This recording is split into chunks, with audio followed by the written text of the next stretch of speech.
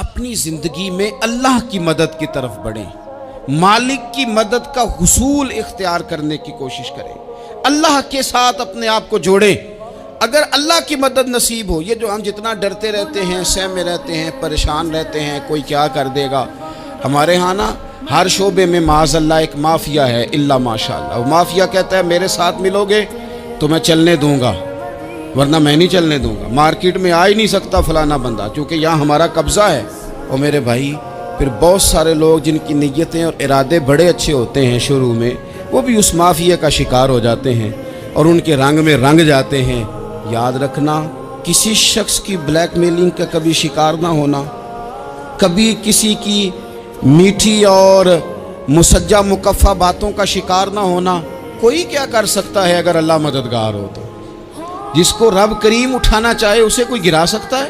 ہم یہ ڈرے ڈرے سہمے پریشان فیصلہ کرنے کی طاقت نہیں، مجھے چلنا چاہیے کہ نہیں، اٹھنا چاہیے کہ نہیں، کرنا چاہیے، اٹھ باندھ کمر کیوں ڈرتا ہے؟ پھر دیکھ خدا کیا کرتا ہے۔ حضرت عبداللہ ابن عباس فرماتے ہیں میرے نبی پاک علیہ السلام نے میری تربیت فرمائی، حضور نے میری تربیت فرمائی، اور محبوب پاک علیہ السلام نے فرمایا عبداللہ یاد رکھنا، یہ نوجوان دوست میری بات لکھ لیں، پریشان لوگ میری بات لکھ لیں، جن کے پاس قوت فیصلہ نہیں وہ اس بات کو لکھ لیں۔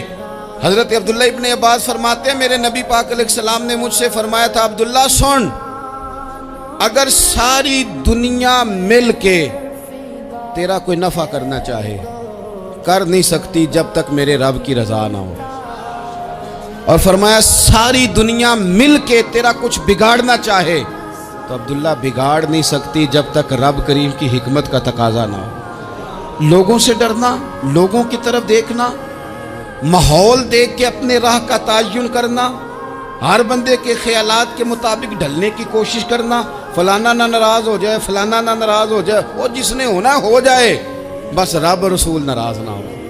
اپنی زندگی میں اپنے مالک کو مولا جان کے، بل اللہ مولاکم، اللہ تمہارا مولا ہے، وَهُوَ خَيْرُ النَّاصِرِينَ، وہ بہترین مددگار ہے۔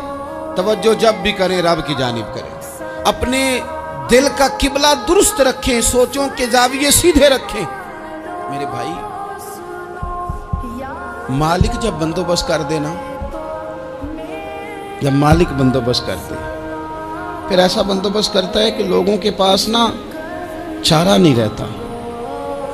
حضرت مریم رضی اللہ تعالی عنہا پاک باز تھیں، مسجد میں رہی تھیں، پر مالک کی حکمت کے تقاضے بڑے عجیب ہیں نا۔ پھر جناب مریم کو اللہ تعالیٰ نے بغیر شوہر کے اولاد عطا کر دی۔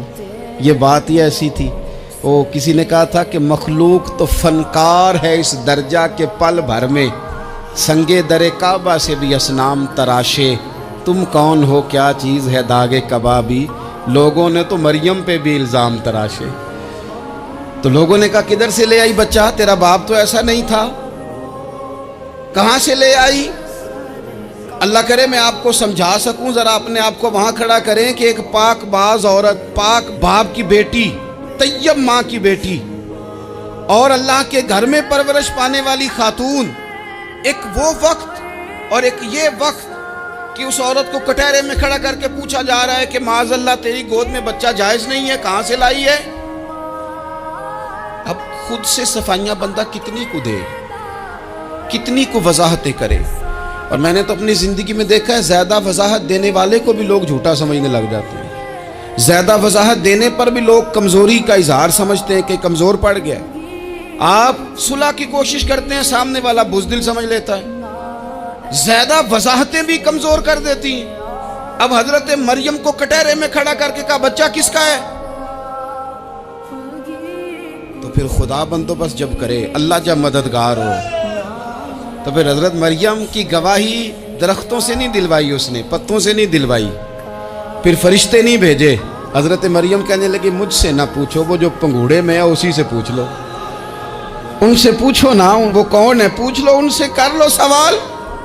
انہوں نے کہا پنگوڑے میں چند دنوں کا بچہ، یہ جواب دے گا؟ مددگار تھا رب، ان کی برات کا اعلان کرنا تھا مالک نے، اور جب مالک اعلان کر دے، جب مالک تیری صفائی دینا چاہے، جب